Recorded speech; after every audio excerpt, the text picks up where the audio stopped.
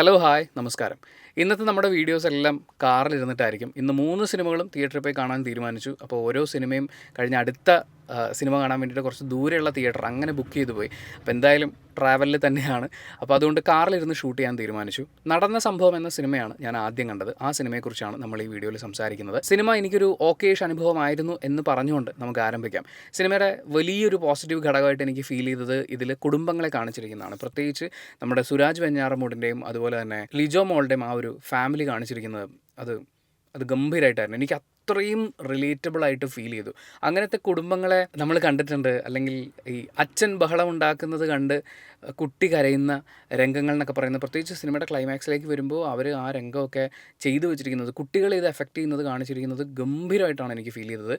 കാരണം അത് മലയാള സിനിമയിൽ കാണിച്ചിട്ടുണ്ടെങ്കിൽ തന്നെയും ചുമ്മാ കരയുന്ന കുട്ടികളെ നമ്മൾ കാണുന്നുള്ളൂ. പക്ഷെ അത് എങ്ങനെയാണ് ഒരു ഒരു ഒരു സൊസൈറ്റിയെ തന്നെ ബാധിക്കുന്നത്, അവിടെയുള്ള മറ്റു കുട്ടികളെയും ബാധിക്കുന്നത് എന്നുള്ളത് വളരെ ഗംഭീരമായിട്ട് സിനിമയിൽ കാണിച്ചിട്ടുണ്ട്. പിന്നെ ഇവരുടെ പെർഫോമൻസുകൾ, സുരാജിൻ്റെ ആണെങ്കിലും ലിജോ മോളുടെ ആണെങ്കിലും ബിജു മേനോൻ്റെ ആണെങ്കിലും ശ്രുതി രാമചന്ദ്രൻ്റെ ആണെങ്കിലും മറ്റ് അഭിനേതാക്കളുടെ ആണെങ്കിലും എല്ലാവരും വളരെ രസമായിട്ട് വളരെ നാച്ചുറലായിട്ട് അവർക്ക് കിട്ടിയിട്ടുള്ള കഥാപാത്രങ്ങളെ കൈകാര്യം ചെയ്തിട്ടുണ്ട്. ലിജോ മോളാണ് എനിക്ക് ഏറ്റവും എടുത്തു പറയേണ്ട ഒരു പെർഫോമൻസ് എന്ന് ഫീൽ ചെയ്തത്. കാരണം അവർക്ക് ഡയലോഗുകൾ കുറവാണ്. അവരുടെ എക്സ്പ്രഷനിലാണ് നമ്മൾ ഈ കാര്യങ്ങൾ മനസ്സിലാക്കുന്നത്, നമ്മളിലേക്ക് കാര്യങ്ങൾ എത്തുന്നത്. അത് ഗംഭീരമായിട്ട് അവർ ചെയ്തിട്ടുണ്ട്. പോലീസ് സ്റ്റേഷനിൽ വെച്ചിട്ടുള്ള അവരുടെ എക്സ്പ്രഷൻസും കാര്യങ്ങളൊക്കെ ആണെങ്കിലും, അതുപോലെ ഈ സുരാജ് വെഞ്ഞാറമ്മൂടുമായിട്ടുള്ള ഇവരുടെ ഒരു കമ്മ്യൂണിക്കേഷൻ ലാംഗ്വേജ് ആണെങ്കിലും അത് ഗംഭീരമായിട്ട് വന്നിട്ടുണ്ട്. സുരാജ് ഏട്ടൻ ഗംഭീരമായിട്ട് ചെയ്തിട്ടുണ്ട് കേട്ടോ. അതായത് എനിക്ക് തോന്നുന്നു പുള്ളി സ്വന്തമായിട്ട് ഒരു പ്രൊഡക്ഷൻ ഹൗസ് തുടങ്ങി കോമഡി വേഷങ്ങൾ ചെയ്തു തുടങ്ങാൻ തീരുമാനിച്ചത് പുള്ളി ഇനി വില്ലൻ വേഷങ്ങളിൽ പിടിച്ചിടുമെന്ന് പേടിച്ചിട്ടാണെന്ന് തോന്നുന്നു.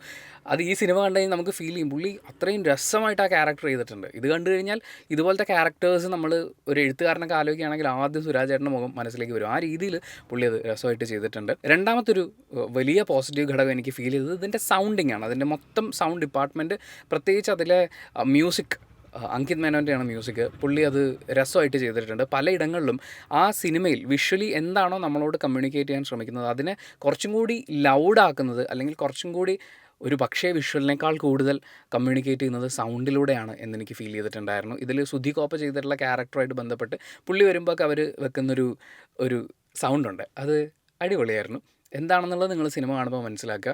ആൻഡ് നമ്മൾ ഭയങ്കര ഡിസ്റ്റർബ്ഡ് ആവുന്ന ചില എലമെൻറ്റുകളൊക്കെ ഉണ്ടല്ലോ, അതിനെയൊക്കെ സൗണ്ട് കൊണ്ട് അവർ വളരെയധികം എൻഹാൻസ് ചെയ്തിട്ടുണ്ട്. ശരിക്കും നമ്മൾ ഡിസ്റ്റർബ് ആവണം.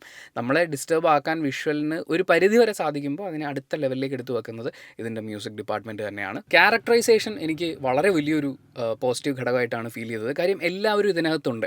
അതായത് ഈ സ്ത്രീകളുടെ വൾണറബിൾ ആയിട്ടുള്ള സിറ്റുവേഷൻസിനെ മുതലെടുക്കാൻ നോക്കുന്ന ആളുകളും എന്നാൽ വളരെ ഓണസ്റ്റായിട്ട് വളരെ ഡീസൻ്റായിട്ട് കാര്യങ്ങൾ കൈകാര്യം ചെയ്യാൻ ശ്രമിക്കുന്ന ആളുകളുണ്ട്. ഇവരൊക്കെ നമുക്ക് ഈ സിനിമയിൽ കാണാൻ പറ്റും. ആൻഡ് ഒരു ഹൗസിംഗ് കോളനി എടുത്ത് നോക്കിയാൽ, അല്ലെങ്കിൽ ഒരു ഫ്ലാറ്റ് എടുത്ത് നോക്കിക്കഴിഞ്ഞാൽ അവിടെയുള്ള പുരുഷന്മാരുടെ ഒരു കൂട്ടം, അതിൽ തന്നെ പലതരം പുരുഷന്മാരുടെ കൂട്ടമുണ്ട്. അതിൽ ഏറ്റവും ടോക്സിക് ആയിട്ടുള്ള ട്രെയ്റ്റ്സ് കൂടുതലുള്ള, അത് സ്വന്തം ബിഹേവിയറിൽ കൊണ്ടുവരികയും അതൊരു ഹീറോയിസം ആണെന്ന് വിചാരിക്കുകയും ചെയ്യുന്ന ആളുകളുടെ ഒരു കൂട്ടം എല്ലാം നമുക്കിതിനകത്ത് കാണാൻ പറ്റും. അതുപോലെ തന്നെ സ്ത്രീകളാണെങ്കിലും അവർ ഓരോ തലത്തിലും ആളുകളെ ഡീൽ ചെയ്യുകയും കുടുംബത്തെ നോക്കി കാണുകയും ഒക്കെ ചെയ്യുന്ന സ്ത്രീകളുണ്ട്. എല്ലാവരും നമുക്ക് ഈ സിനിമയിൽ കാണാൻ വേണ്ടിയിട്ട് സാധിക്കും. ഒരുപാട് ക്യാരക്ടേഴ്സ് ഉണ്ട്. ആ ക്യാരക്ടേഴ്സിനെ എല്ലാം നമുക്ക് റിലേറ്റ് ചെയ്യാൻ പറ്റുന്ന വേറൊരു നമ്മുടെ ജീവിതത്തിലുള്ള ഒരാളുണ്ടാവും. ഹ്യൂമറിൻ്റെ കാര്യം പറയുകയാണെങ്കിൽ സിനിമയുടെ ട്രെയിലറൊക്കെ കണ്ടപ്പം കുറേ ഹ്യൂമർ സാധനങ്ങളൊക്കെ സിനിമയിൽ ഉണ്ടാവും എന്ന് വിചാരിച്ചിട്ടുണ്ടായിരുന്നു. ജീവിതത്തിൽ റിലേറ്റ് ചെയ്യാൻ പറ്റുന്ന കാര്യങ്ങളുമായിട്ട് ബന്ധപ്പെട്ട് 1-2 ഇടങ്ങളിൽ ഞാൻ ഒന്ന് പൊട്ടിച്ചിരിച്ചു. ബാക്കിയൊക്കെ ഒരു ലൈറ്റ് ഒരു സ്മൈലിൽ പോകുമായിരുന്നു. മാത്രമല്ല ഇതിൽ ഹ്യൂമറായിട്ട് കാണിച്ചിരിക്കുന്ന പല കാര്യങ്ങളും നമ്മൾ പല സിനിമകളിലും കണ്ടു ചിരിച്ചിട്ടുള്ള, പക്ഷേ അതിന് ഇങ്ങനൊരു തലം കൂടി ഉണ്ട് എന്ന് പറയുന്നത് പോലത്തെ കാര്യങ്ങളായിരുന്നു. കാര്യം അത് മോശം തമാശകൾ എന്ന് നമുക്ക് പറയാവുന്ന, ഇപ്പോൾ ഉർവശിയൊക്കെ ഇൻ്റർവ്യൂവിൽ പറഞ്ഞില്ലേ, എന്ന ഗണത്തിൽപ്പെടുത്താവുന്ന തരത്തിലുള്ള തമാശ രംഗങ്ങളാണ്. അത് ശരിക്കും നമ്മളെ ഡിസ്റ്റർബ് ചെയ്യുകയാണ് ചെയ്യുക. അതങ്ങനെ തന്നെ വന്നിട്ടുണ്ട്. ഇനി നെഗറ്റീവായിട്ട് ഫീൽ ചെയ്ത കാര്യങ്ങൾ ചോദിച്ചു കഴിഞ്ഞാൽ, സെക്കൻഡ് ഹാഫിലേക്ക് വരുമ്പോൾ ഒരു പോലീസ് സ്റ്റേഷനിലേക്ക് കഥ മാറുന്നുണ്ട്.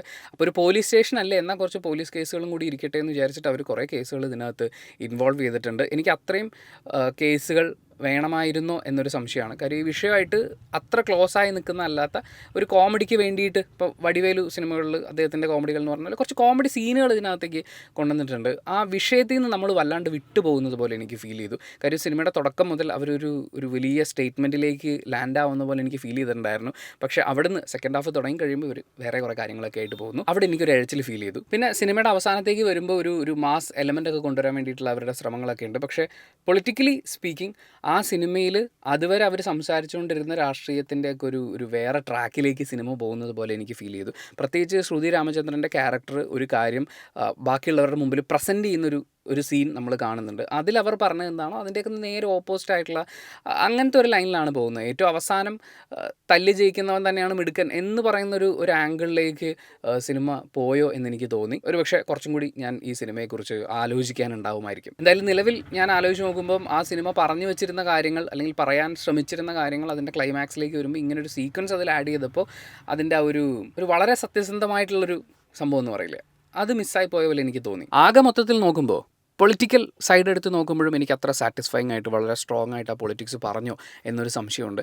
അതുപോലെ തന്നെ സിനിമയുടെ ഒരു എൻഗേജിങ് ഫാക്ടർ ഉണ്ടല്ലോ. ഇപ്പോൾ ഇതിനകത്ത് ഈ കേസ് എങ്ങനെ പോകും അല്ലെങ്കിൽ ബിജു മേനോൻ കയറി ഇറങ്ങി പോകുന്നതിൻ്റെയൊക്കെ കാര്യകാരണങ്ങൾ എന്തൊക്കെയാണ് എന്നൊക്കെയുള്ളത് നമുക്ക് ഓൾറെഡി അറിയാം. അതിൻ്റെ അകത്ത് വലിയ കാര്യമായിട്ടൊന്നുമില്ല എന്നുള്ളത്. അപ്പോൾ ആ ഒരു സസ്പെൻസ് ഫാക്ടറും വലിയ കാര്യമായിട്ട് വർക്ക് ചെയ്യുന്നുണ്ടായിരുന്നില്ല. അങ്ങനെ ഒരു ത്രൂ ഔട്ട് എൻഗേജ്മെൻറ്റ് എന്ന് പറയുന്ന ആ ഒരു ഫാക്ടർ എനിക്ക് മിസ് ചെയ്തിട്ടുണ്ടായിരുന്നു. ബട്ട് സ്റ്റിൽ ഇടയിൽ വളരെയധികം കണക്ട് ചെയ്തതും നന്നായി ചെയ്തിട്ടുണ്ടല്ലോ എന്ന് തോന്നിയതുമായ ഒരുപാടല്ല കുഞ്ഞു കുഞ്ഞു കുറേ ഘടകങ്ങളുണ്ടായിരുന്നു. ഒരു വൺ ടൈം വാച്ചബിൾ സിനിമ അനുഭവമായിരുന്നു എന്നെ സംബന്ധിച്ച് നടന്ന സംഭവം എന്ന് പറയുന്നത്. ആൻഡ് ഇപ്പോൾ പറഞ്ഞത് എൻ്റെ മാത്രം ഒരു പേഴ്സണൽ ഒപ്പീനിയനാണ്. ഇത് ആളുകൾ മാറുന്നതനുസരിച്ച് അഭിപ്രായങ്ങൾ മാറിക്കൊണ്ടിരിക്കുന്ന ഒരു കലയാണ് സിനിമ. അപ്പോൾ നിങ്ങളുടെ അഭിപ്രായം എന്താണ് എന്നുള്ളത്, നിങ്ങൾ ഈ സിനിമ തിയേറ്ററിൽ കണ്ട ആളാണെങ്കിൽ നിങ്ങളുടെ അഭിപ്രായം എന്താണെന്നുള്ളത് കമൻറ്റ് ബോക്സിൽ രേഖപ്പെടുത്തുക. കമൻറ്റ് ബോക്സും കൂടി വായിച്ചിട്ട് സിനിമയ്ക്ക് പോകണോ വേണ്ടോ എന്ന് തീരുമാനിക്കുന്ന ആളുകളുണ്ടാകും. അവർക്കതൊരു വലിയ സഹായമായിരിക്കും. അപ്പോൾ thank you so much. Video ഇഷ്ടപ്പെട്ടാൽ ലൈക്ക് ചെയ്യുക, കമൻറ്റ് ചെയ്യുക, ഷെയർ ചെയ്യുക, സബ്സ്ക്രൈബ് ചെയ്യുന്ന കാര്യം പരിഗണിക്കുക.